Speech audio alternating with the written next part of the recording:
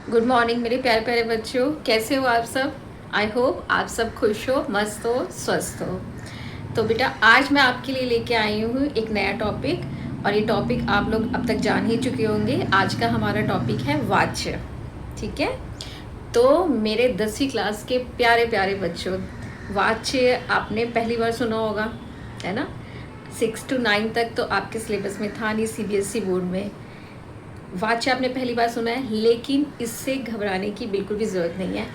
आज मैं आपको वाच्य पढ़ाऊंगी बहुत ही आसान तरीके से, ठीक है।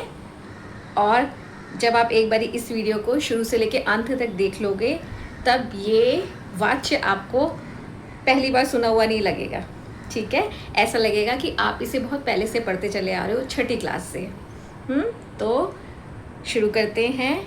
इससे पहले मेरे प्यारे प्यारे बच्चों, आपका मेरे चैनल 1111 लेसन्स में बहुत बहुत स्वागत है, ठीक है। और आज हम पढ़ रहे हैं वाच्य। बेटा वाच्य पढ़ने से पहले कुछ बातों को जान लेना बहुत ज़रूरी है। जैसे कर्ता क्या होता है, क्रिया क्या होता है, कर्म क्या होता है और भाव क्या होता है, ठीक है। तो मैं इसे एक्सप्लेन करती हूँ। कर्ता होता है बेटा वाक्य में जो क्रिया को संपन्न करने वाला होता है, जो वाक्य में काम को करता हो, ठीक है, उसको हम कहते हैं कर्ता। जैसे कर्ता वर्ड जो है कर जमता, कर्ता शब्द से ही पता चल रहा है कि जो कि करता हो, क्या करता हो, काम करता हो, ठीक है। जैसे कि मैं पढ़ा रही हूँ, मैं क्या काम कर रही हूँ, पढ़ाने का काम कर रही हूँ। आप सुन रहे हो, आप क्या काम कर रहे हो, सुनने का। तो आप हो गए कर्ता। मैं पढ़ा रही हूँ तो मैं काम कर रही हूँ, मैं हूँ कर्ता, ठीक है। तो हर व्यक्ति, चाहे वो सो रहा हो, चाहे वो जाग रहा हो, चाहे वो खड़ा हो, चाहे वो बैठा हो, चाहे वो बोल रहा हो, चाहे वो चुप हो, वो हर समय कुछ ना कुछ, वो हर समय करता होता है, कुछ ना कुछ काम उससे हो रहा होता है, ठीक है। जैसे बच्चा सो रहा है, अब आप बोलोगे बच्चा तो सो रहा है, वो कोई काम तो कर नहीं रहा है, लेकिन नहीं, वो क्या काम कर रहा है, सोने का, ठीक है। इसीलिए वो करता हो गया। इसमें करता क्या है, बच्चा, ठीक है। और जैसे राम हंस रहा है, इसमें हंसने का काम कौन कर रहा है, राम। तो राम इसमें करता है। आई होप अब तक आप क्लियर हैं, ठीक है बेटा। दूसरा है क्रिया, जो काम वाक्य में संपन्न होता है, जो कंप्लीट काम होता है, उसको हम कहते हैं क्रिया। जैसे मैं बोल रही हूँ, मैं क्या काम कर रही हूँ, बोलने का। तो बोलना एक क्रिया है। आप सुन रहे हो, आप क्या काम कर रहे हो, सुनने का। तो सुनना भी एक क्रिया है, ठीक है। बच्चा सो रहा है, वो क्या काम कर रहा है, सोने का। तो सोना हमारा क्रिया है। पक्षी उड़ रहा है, यहाँ उड़ना क्रिया है, ठीक है। और जैसे और कुछ सेंटेंस बनाते हैं। गीता फल खा रही है, गीता क्या काम कर रही है, खाने का काम कर रही है। तो खाना क्रिया है। अब आपके लिए शायद क्रिया भी क्लियर हो गया है, ठीक है बेटा। अब आती है कर्म की बारी। कर्म क्या होता है, क्रिया का संबंध वाक्य में जिस शब्द के साथ होता है वो होता है हमारा क्रिया। जैसे गीता आम खा रही है, तो खाने का संबंध किसके, आम से। गीता तो इसमें करता है, क्या खाया जा रहा है, आम। तो आम और खाने में संबंध है, ये हमारा हो गया कर्म। दूसरे शब्दों में मैं बताती हूँ, कर्ता के क्रिया करने, क्रिया का असर जिस पे पड़ता है उसको कहते हैं कर्म, ठीक है। जैसे गीता के खाने का असर आम पर पड़ रहा है, उसका प्रभाव आम पे पड़ रहा है, तो आम हमारा कर्म है यहाँ पर। और एग्जाम्पल देती हूँ। जैसे माँ सब्जी काट रही है, क्या काट रही है, सब्जी। सब्जी और काटने में संबंध है आपस में, ठीक है बच्चे। ये हमारा यहाँ पे हो गया कर्म। और एग्जाम्पल देखते हैं। जैसे मैं किताब पढ़ा रही हूँ, क्या पढ़ा रही हूँ, किताब। तो किताब और पढ़ाने में संबंध है ना। बिना किताब के पढ़ाया नहीं जाएगा, उसकी सहायता ली जाएगी। तो किताब और कर्म में, किताब और पढ़ाने में संबंध है। और जैसे माँ सब्जी काट रही है, ठीक है, काटने के लिए सब्जी जरूरी है, तो सब्जी और काटने में आपस में संबंध है, तो ये हमारा हो गया कर्म। आया बेटे समझ में? जिसके ऊपर कर्ता के काम करने का असर पड़ता है, प्रभाव पड़ता है, उसको हम कहते हैं कर्म। चौथी चीज़ है हमारी यहाँ पे भाव। भाव क्या होता है बेटा? भाव होता है हमारे इमोशंस, जैसे हम हंसते हैं, हंसना और रोना, दुख जाहिर करना, जो हमारे इमोशंस होते हैं, ठीक है, और उनको हम कहते हैं भाव। ठीक है, जैसे मुस्कुराना, रोना, ये हमारे होते हैं भाववाचक, भाव।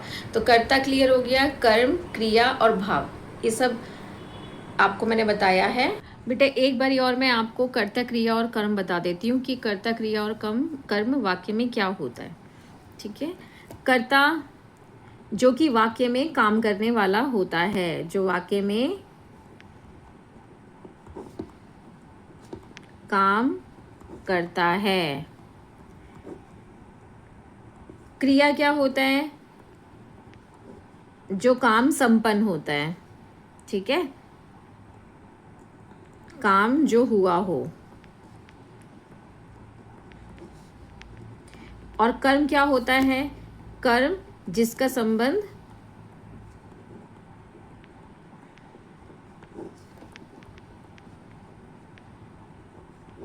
क्रिया से हो। ठीक है, इसको हम वाक्य बना के एग्जाम्पल देखते हैं। जैसे राम किताब पढ़ता है, किताब पढ़ता है, इसमें कर्ता कौन सा है बेटे? कर्ता है इसमें राम, क्योंकि वही काम करने वाला है। ठीक है, इसमें पढ़ता है क्रिया है। ये काम हो रहा है, पढ़ता है। और पढ़ने का संबंध किससे? क्या पढ़ा जा रहा है, किसको पढ़ा जा रहा है? किताब को। तो किताब हमारा कर्म है। जैसे इसमें कर्ता, ये कर्ता है, ये कर्म है, और ये हमारा क्रिया है। ठीक है, ये हमारी क्रिया हो गई, ये कर्ता हो गया, और ये हमारा कर्म है। नेक्स्ट एग्जाम्पल देखते हैं हम। सीता गेंद खेलती है, सीता गेंद खेलती है। क्या काम हो रहा है यहाँ पे? खेलने का काम। तो क्रिया क्या हो गया हमारा? खेलती है। और कर्ता कौन सा है? सीता, क्योंकि सीता ही काम कर रही है। और जो क्या खेला जा रहा है, किसका, इसका संबंध किसके है? गेंद से। तो ये हमारा कर्म है। बेटे कर्म के बाद जो क्रिया होती है, उसकी मुख्य क्रिया के खेल, इसके बाद जितना भी होता सेंटेंस बच जाता है, उसको हम कहते हैं पूरा वो हमारा क्रिया ही होता है। तो यहाँ से लेके यहाँ तक ये पूरा हमारा क्रिया है। ठीक है, इसमें भी ये भी हमारा क्रिया है पूरा। जैसे एक और एग्जाम्पल मैं आपके सामने लेती हूँ। जैसे मोहन केला खा रहा है, मोहन केला खा रहा है। क्या काम हो रहा है? खाने का। अब आप बोलोगे केवल ये क्रिया है, ये तो क्रिया है ही, लेकिन यहाँ से यहाँ तक जितना भी पूरा सेंटेंस बचा हुआ है, वो पूरा का पूरा हमारा क्रिया है। काम कौन कर रहा है? मोहन। तो ये हमारा कर्ता है। और क्या खाया जा रहा है? केला। इस पे ये इसका संबंध इससे है, क्रिया से है। ठीक है, तो ये हमारा है कर्म, ये कर्ता और ये क्रिया। तो बेटा अब तक आप समझ गए होंगे कर्ता, क्रिया और कर्म अच्छी तरीके से। अब हम आगे बढ़ते हैं पर वाच्य। तो बेटा अब हम अपने मेन टॉपिक की शुरुआत करते हैं, जो कि है वाच्य। सबसे पहले हम पढ़ेंगे वाच्य की परिभाषा। वाच्य की परिभाषा क्या होती है? वाक्य में क्रिया के लिंग और वचन का कर्ता, कर्म व भाव की प्रधानता के अनुसार बदलना ही वाच्य कहलाता है। एक बार और पढ़ देती हूँ। वाक्य में क्रिया के लिंग और वचन का कर्ता, कर्म व भाव की प्रधानता के अनुसार बदलना ही वाच्य कहलाता है। कैसे? जैसे बेटा फिर से एग्जाम्पल लेते हैं हम। जैसे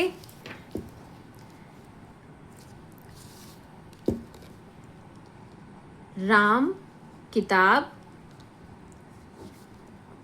पढ़ता है। ठीक है, अब हम बोल रहे हैं कि क्रिया बदलती है। ठीक है, जैसे ये क्रिया है, अब तक हम समझ चुके हैं कि ये क्रिया है। ठीक है। अगर मैं ये सेंटेंस बदल दूं, अगर मैं ये सेंटेंस कर दूं सीता, सीता किताब पढ़ती है, ठीक है। आपको इन दोनों वाक्यों में क्रिया तो एक ही है, पढ़ना, ठीक है। तो इनमें कुछ डिफरेंस नजर आ रहा है, कुछ अंतर है। यहाँ पे हम देख रहे हैं कि यहाँ पे ये पुल्लिंग है और एक वचन है, यहाँ पे ये पुल्लिंग नहीं है, यहाँ पे ये स्त्रीलिंग है एक वचन, ठीक है। थोड़ा सा एक वचन का डिफरेंस है। अब हम एक और सेंटेंस देखते हैं। अगर मैं इस सेंटेंस को ऐसे बना दूं, बच्चे किताब पढ़ते हैं, ठीक है। अब कोई चेंज दिख रहा है? अब क्या चेंज हुआ है क्रिया में? क्रिया यहाँ पे पढ़ता आ गया, यहाँ पे पढ़ती आ गया, यहाँ पे पढ़ते आ गया, यहाँ पे पुल्लिंग हो गया, यहाँ पे स्त्रीलिंग हो गया और यहाँ पे बहुवचन हो गया, पढ़ते हैं। यहाँ पे ये भी बहुवचन है और ये भी बहुवचन है, ठीक है। अब हम देख रहे हैं कि क्रिया अपना रूप बदल रही है, क्रिया बदल रही है, ठीक है। क्रिया किसके अनुसार बदल रही है? कर्ता बदला है। कर्ता अगर वचन एक वचन है तो क्रिया भी एक वचन हो रही है। कर्ता अगर पुल्लिंग है तो क्रिया भी पुल्लिंग हो रही है। यहाँ पे कर्ता एक वचन है तो क्रिया भी एक वचन है। कर्ता स्त्रीलिंग है तो यहाँ पे ये भी स्त्रीलिंग बन गई क्रिया। यहाँ पे कर्ता बहुवचन है, यहाँ पे क्रिया भी हमारी बहुवचन बन गई है। तो हमने देखा है कि हमारी क्रिया बदल गई। अब समझ में आया कि क्रिया कैसे बदलती है। अब दोबारा से अपनी परिभाषा पढ़ते हैं। वाक्य में क्रिया के लिंग और वचन का कर्ता कर्म व भाव की प्रधानता के अनुसार बदलना ही वाच्य कहलाता है। मतलब जब ये क्रिया हमारी कर्ता के अनुसार बदलती है, इसके अनुसार कर्ता कौन होता है? ये होता है। इनमें कर्ता कौन है? ये। कर्म क्या है? ये। जब हमारी क्रिया कर्ता के इसके अकॉर्डिंग बदलेगी तब हमारा क्या हो जाएगा? वाच्य बदल जाएगा, ठीक है। वो कभी इसके अनुसार बदलेगी तो हमारा वाच्य अलग हो जाएगा, ठीक है। तो मतलब वाक्य में कर्ता और कर्म क्रिया को बदल सकते हैं। समझ में आया? कर्ता और कर्म क्रिया को बदल सकते हैं, क्रिया इनको नहीं बदल सकती, ये क्रिया को बदल सकते हैं, ठीक है। अब हम आगे बढ़ते हैं बेटा। इसको हम एक और डायग्राम के अकॉर्डिंग समझते हैं, एक चित्र के माध्यम से समझते हैं। देखो, कर्ता की प्रधानता, जब वाक्य में कर्ता की प्रधानता होती है, ठीक है, मतलब इजी वे में सिखाऊं तो एक सपोज मान लो कर्ता लीडर है, ठीक है। ऐसा होता है ना बेटा कि जो लीडर कहता है फिर आगे उसका ग्रुप वही बात मानता है, ठीक है। उसके लीडर बदलता है, ग्रुप अपना काम बदल देते हैं, ठीक है। तो यहाँ पे कर्ता जब लीडर है तो क्रिया बदल गई तो हमारा बन गया कर्तावाच्य। जब कर्म हमारा लीडर बन गया वाक्य में तो क्रिया फिर बदल गई, अब वो बन गई कर्मवाच्य। अब जब भाव लीडर बन गया तो हमारे क्रिया ने फिर रूप परिवर्तित कर लिया और वो बन गया भाववाच्य। अब समझ में आया बेटा? तो क्रिया अपना रूप बदल लेती है, तो क्रिया के रूप बदलने के कारण वाक्य में जो परिवर्तन होता है उसको वाच्य कहा जाता है। अब हम आगे पढ़ते हैं क्रिया के वाच्य के भेद। वाच्य के भेद तीन तरीके के होते हैं, तीन होते हैं, कर्तृवाच्य, कर्मवाच्य और भाववाच्य। चलिए अब इसको डिटेल में पढ़ते हैं। वाच्य के तीन भेद होते हैं। पहला होता है कर्तृवाच्य। जब वाक्य में कर्ता की प्रधानता होती है और क्रिया का लिंग वचन कर्ता के अनुसार बदलता है, उसे हम कहते हैं कर्तृवाच्य। तो क्रिया किसके अकॉर्डिंग बदलती है? अभी मैंने बताया, कर्ता के अकॉर्डिंग जब बदल ले जाती है उसको हम कहते हैं कर्तृवाच्य। जैसे अब एग्जाम्पल देखते हैं। बच्चा आम खा रहा है, ठीक है। क्या एग्जाम्पल है हमारा? बच्चा आम खा रहा है। यहीं पे देखते हैं इसको।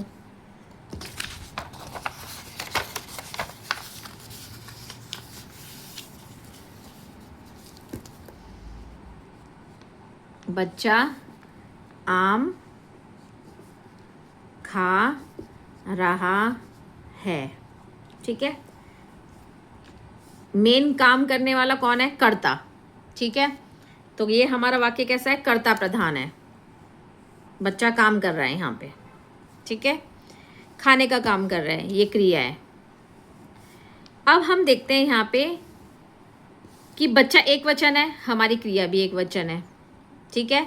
बच्चा पुल्लिंग है तो हमारी क्रिया भी पुल्लिंग है। ये कैसे पता चलेगा कि क्रिया पुल्लिंग है? देखो यहाँ पे रहा है, रहा पुल्लिंग को दिखाता है। लड़का बोलता है ना जैसे मैं जा रहा हूँ, ऐसे तो नहीं बोलता कि मैं जा रही हूँ, ठीक है। लड़की बोलेगी मैं जा रही हूँ, रही। अगर यहाँ पे बच्ची होती तो यहाँ पे रही होता, लेकिन यहाँ पे बच्चा है तो इसलिए यहाँ पे रहा है। तो जो यहाँ पे वचन और पुल्लिंग लिंग होगा वही यहाँ पे भी होगा। नेक्स्ट सेंटेंस देखते हैं। बच्चे पतंग उड़ा रहे हैं। बच्चे पतंग उड़ा रहे हैं, ठीक है। अब यहाँ पे क्रिया हमारी क्या है, उड़ा रहे हैं। ये प्लूरल बहुवचन है, तो बहुवचन क्यों है, क्योंकि कर्ता यहाँ पे काम करने वाले बच्चे हैं, बहुत सारे बच्चे हैं, तो इसी के अकॉर्डिंग ये बदल गया है, ठीक है। ये भी हमारा कर्तृवाच्य हो गया। तीसरा एग्जाम्पल हमारा है सीता केला खाती है। अब इसको देखते हैं हम। सीता केला खाती है, लीडर कौन है, काम कौन कर रहा है, सीता, तो ये हमारा कर्ता प्रधान वाक्य है। तो कर्ता प्रधान है तो जो सीता का जो वचन होगा, लिंग होगा, सीता एक वचन है, खाती है ये एक वचन हो गया, और ये स्त्रीलिंग है, तो यहाँ पे हमने इसलिए ये आया खाती। अगर लड़का होता तो क्या आता, खाता है। आया बेटे समझ में। राम पुस्तक पढ़ता है। मेन काम कौन करने वाला व्यक्ति है, राम। लीडर कौन है, राम। राम पुल्लिंग है, क्रिया भी हमारी पुल्लिंग हो गई, ठीक है। वचन तो एक वचन है, ये भी एक वचन है। अब नेक्स्ट देखते हैं। मोहन ने पत्र लिखा। मोहन ने पत्र लिखा, ठीक है। अब क्या काम हो रहा है यहाँ पे, लिखने का काम हो रहा है, ठीक है। और यहाँ पे क्या है, मोहन ने, कौन करने वाला है, मोहन ने, इसको हम पूरा लेंगे। मोहन ने लिखा, ठीक है। तो मोहन पुल्लिंग है, इसलिए हमने यहाँ पे ये भी पुल्लिंग यूज किया है। इतनी बात समझ में आई बेटे। कर्तृवाच्य में पहचानने का तरीका ये होता है कि कर्ता के तुरंत बाद या तो ने आएगा या कुछ नहीं आएगा, ठीक है। अब देखो जैसे कैसे, बच्चा यहाँ पे करता है, यहाँ पे कर्म क्या है, आम, तो कर्म कर्ता और कर्म में बीच में कुछ नहीं आ रहा, इसलिए ये कर्तृवाच्य है। नेक्स्ट देखते हैं। बच्चे करता है, पतंग कर्म है, इन दोनों के बीच में कुछ भी नहीं आ रहा है, तो ये भी हमारा कर्तृवाच्य है। सीता करता है, केला कर्म है, इन दोनों के बीच में भी कुछ शब्द यूज नहीं है, तो फिर ये भी हमारा कर्तृवाच्य। राम करता है, पुस्तक कर्म है, इन दोनों के बीच में भी कोई शब्द नहीं है, तो हमारा ये भी कर्तृवाच्य है। मोहन करता है, पत्र कर्म है, अब इन दोनों के बीच में ने शब्द का प्रयोग किया गया, ठीक है। तो अभी बताया जैसे कि कर्ता के बाद ने आता है या कुछ नहीं आता, तो हमारा कर्तृवाच्य हो गया, कर्तृवाच्य होता है, ये हम पहचान सकते हैं वाक्य को देखते ही, ठीक है। तो ये सारे के सारे हमारे कर्तृवाच्य के एग्जाम्पल थे। अब हम आगे बढ़ते हैं बेटा कर्मवाच्य की ओर। अब कर्मवाच्य में क्या हो गया, कर्म प्रधान हो जाएगा, ठीक है, और कर्म मतलब कर्म लीडर बन जाएगा। अब जब कर्म की जो लिंग वचन होगा वही हमारी क्रिया का लिंग वचन बन जाएगा, ठीक है। यही यहाँ पे परिभाषा में कहा गया है, जब वाक्य में कर्म की प्रधानता होती है और कर्म के अनुसार क्रिया का लिंग वचन परिवर्तित होता है, उसे कर्मवाच्य कहते हैं। समझ में आए बेटा। जैसे अब इसके एग्जाम्पल को हम समझते हैं, कैसे वस्तु लीडर बन सकती है, ठीक है। कर्ता तो समझ में आता है, कर्ता तो काम करता है, ठीक है, वो तो काम कर सकता है इसलिए वो लीडर है, लेकिन वस्तु तो कोई काम कर नहीं सकती है। जैसे सपोज पतंग है, ठीक है, पतंग वस्तु है, ठीक है। अब पतंग तो कैसे बोलेगी कि मैं खुद को उड़ा रही हूँ, ऐसा तो नहीं हो सकता है, ठीक है।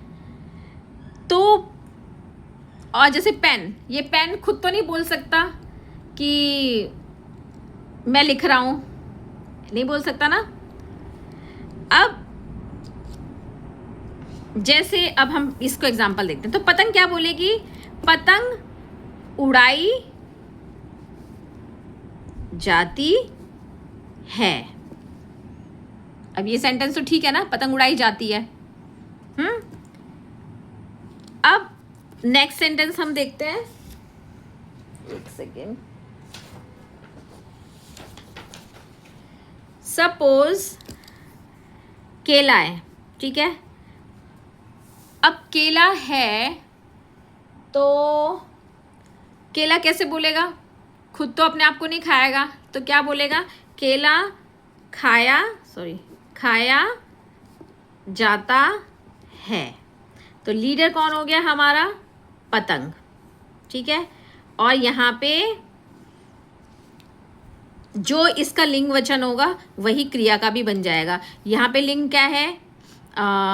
पतंग क्या होती है? स्त्रीलिंग होती है, ठीक है। यहाँ पे मैं आपको बताती हूँ लिख के, पतंग क्या है, कर्म क्या है, स्त्रीलिंग है, ठीक है।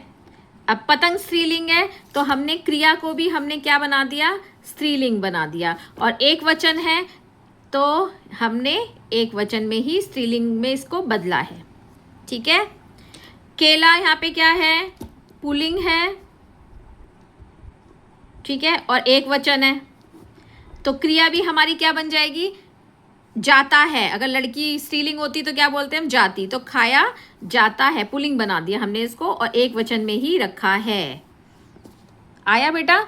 यहाँ पे क्रिया का निर्धारण कौन कर रहा है? क्रिया के लिंग वचन का निर्धारण कौन इनको तय कर रहा है? कर्म। अब नेक्स्ट क्वेश्चन हम देखते हैं। जैसे गेंद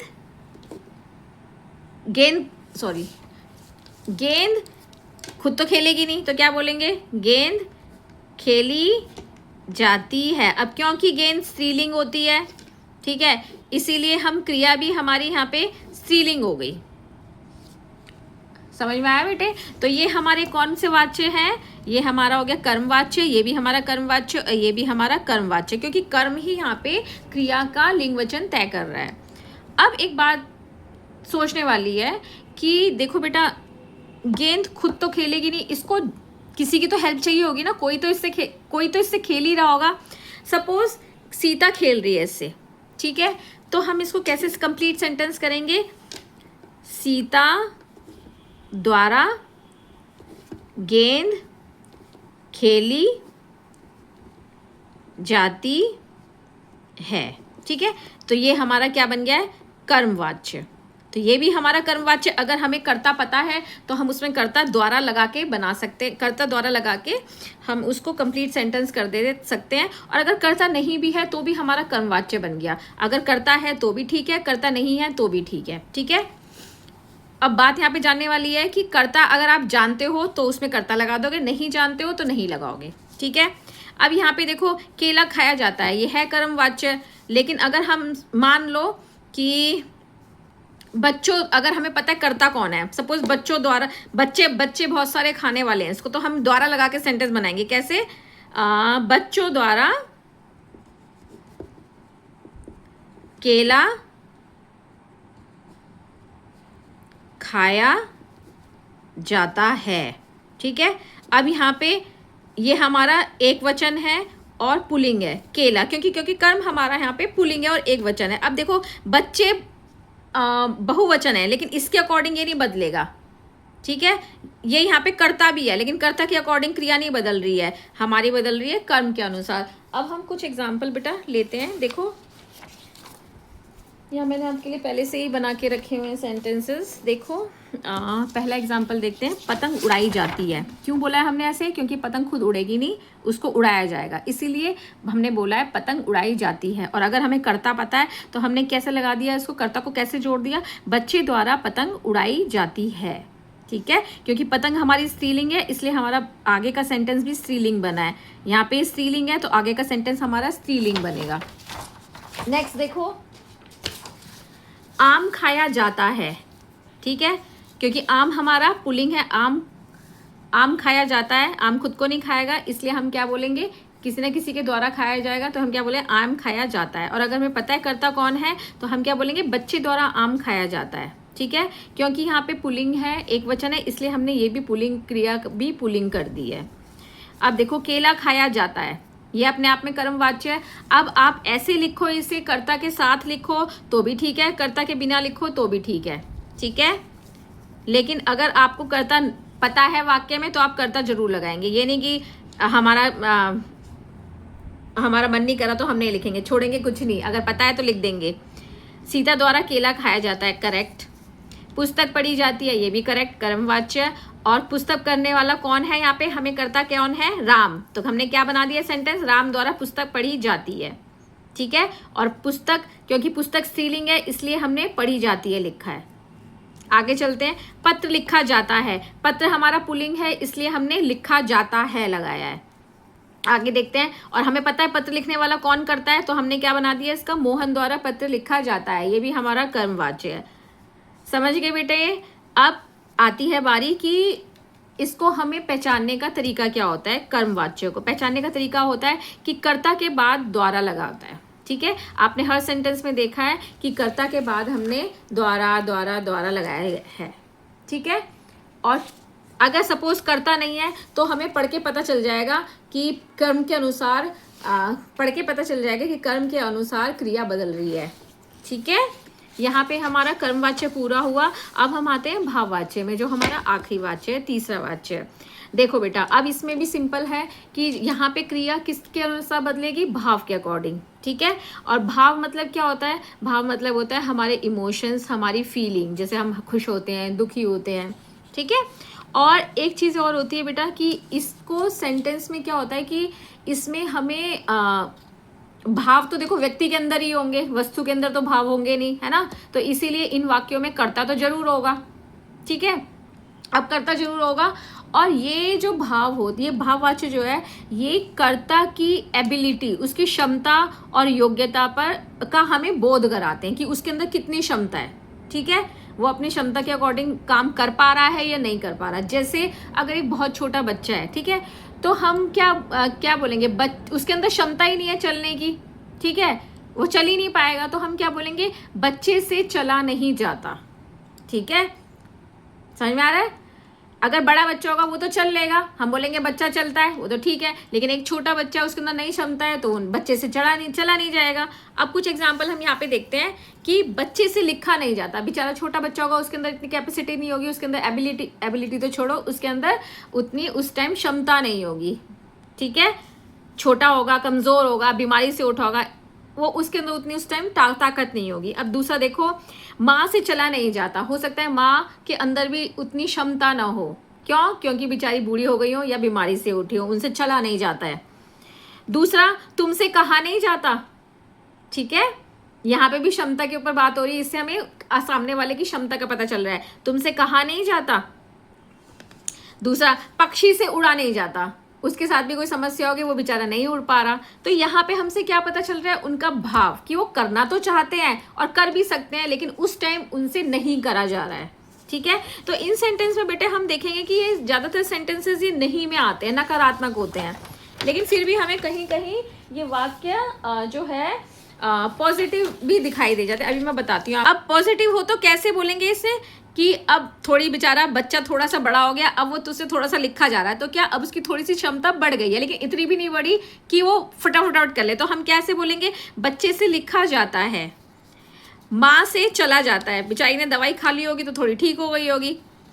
नेक्स्ट सेंटेंस देखते हैं, तुमसे कहा जाता है। ठीक है, अब हिम्मत आ गई, क्षमता बढ़ गई, थोड़ी सी बढ़ गई, तुमसे कहा जा रहा है, अब तुमसे कहा जाता है। और पक्षी से उड़ा जाता है, गीता से खेला जाता है। ठीक है बेटे, समझ गए भाव, कि यहाँ पे वो व्यक्ति करना तो चाह रहा है लेकिन वो कर नहीं पा रहा, उससे उसका भाव पता, उसका भाव, इमोशंस का पता चल रहा है। ठीक है, अभी उसके अंदर उतनी हिम्मत नहीं है। तो यहाँ पे हमने यहाँ इसकी पहचान का तरीका भी मैं आपको बता देती हूँ। इसकी पहचान का तरीका होता है कि कर्ता के साथ से का प्रयोग होता है।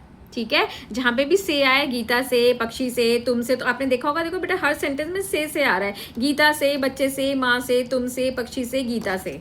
ठीक है, यहाँ पे क्या था, यहाँ पे था बच्चे से, माँ से, तुमसे, पक्षी से, तो यहाँ पे हर जगह हर सेंटेंस में से आ रहा है।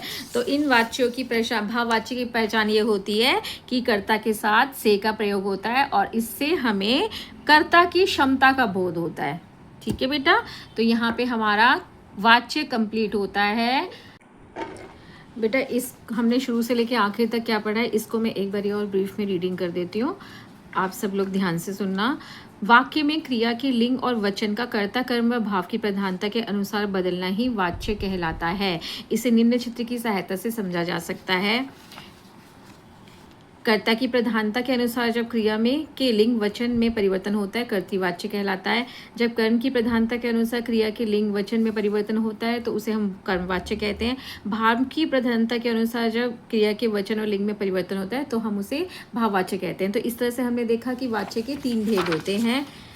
अब एक एक करके हर वाच्य को मैं बताती हूँ। कर्तृवाच्य है जब वाक्य में कर्ता की प्रधानता होती है उस और क्रिया का लिंग वचन कर्ता के अनुसार परिवर्तित होता है उसे हम कर्तृवाच्य कहते हैं। जैसे बच्चा आम खा रहा है, बच्चे पतंग उड़ा रहे हैं, सीता केला खाती है, राम पुस्तक पढ़ता है, मोहन ने पत्र लिखा। ये सब इसके एग्जाम्पल थे। और इसको पहचानने का तरीका कि ये होता है कि कर्ता के बाद या तो ने शब्द आता है या कुछ भी नहीं आता है। नेक्स्ट हमने पढ़ा कर्मवाच्य। जब वाक्य में कर्म की प्रधानता होती है और कर्म के अनुसार क्रिया का लिंग वचन परिवर्तित होता है उसे कर्मवाच्य कहते हैं। जैसे पतंग उड़ाई जाती है, या इसको हम ऐसे भी कह सकते हैं कि बच्चे द्वारा पतंग उड़ाई जाती है। नेक्स्ट हमने पढ़ा और एग्जाम्पल इसके, आम खाया जाता है, इसको हम ये कर्मवाच्य, इसको हम ऐसे भी लिख सकते हैं कि बच्चे द्वारा आम खाया जाता है। नेक्स्ट केला खाया जाता है या सीता द्वारा केला खाया जाता है। पुस्तक पढ़ी जाती है या ऐसे भी लिख सकते हैं राम द्वारा पुस्तक पढ़ी जाती है। पत्र लिखा जाता है या मोहन के द्वारा पत्र लिखा जाता है, इसे ऐसे भी लिख सकते हैं। पहचान करने का तरीका इसको ये होता है कि कर्ता के बाद द्वारा लगा होता है। जैसे हम हर सेंटेंस में देखें कर्ता के बाद जस्ट द्वारा आया है, ठीक, कर्ता के बाद द्वारा आया है, ठीक है। और अगर कर्ता नहीं है तो हम उसको कर्म के वचन और क्रिया के अनुसार, कर्म के वचन और लिंग के अनुसार इसको पहचान सकते हैं। नेक्स्ट है हमारा भाववाच्य। जब वाक्य में भाव की प्रधानता होती है, क्रिया का लिंग का वचन व लिंग भाव के अनुसार परिवर्तित होता है उसे हम भाववाच्य कहते हैं। जैसे बच्चे से लिखा नहीं जाता, ठीक है, माँ से चला नहीं जाता, तुमसे कहा नहीं जाता, पक्षी से उड़ा नहीं जाता, गीता से खेला नहीं जाता, गीता से खेला नहीं जाता। और अगर ये पॉजिटिव हो तो कैसे बोलेंगे, बच्चे से लिखा जाता है, माँ से चला जाता है, तुमसे कहा जाता है, पक्षी से उड़ा जाता है, गीता से खेला जाता है। इनको पहचान करने का तरीका बेटा ये होता है कि कर्ता के साथ से का प्रयोग होता है या कर्ता की इसमें क्षमता का बोध होता है। तो ये था हमारा वाच्य, ये यहीं पे समाप्त होते हैं बेटा। और यहाँ पे हमारा टॉपिक भी ख़त्म हो जाता है। इस वीडियो को बेटे आप शुरू से अंत तक पूरा देखना। अगर आपको फिर भी कहीं कोई दिक्कत होती है तो मुझे कमेंट बॉक्स में ज़रूर कमेंट करना, ठीक है। तो अगले वीडियो में मैं आपके सामने नया टॉपिक लेके आऊँगी। तब तक आप सब बच्चे, मेरे प्यारे प्यारे बच्चे, सब लोग आप खुश रहो, मस्त रहो, स्वस्थ रहो और पढ़ाई करते रहो, ठीक है बेटा। Love you all, bye.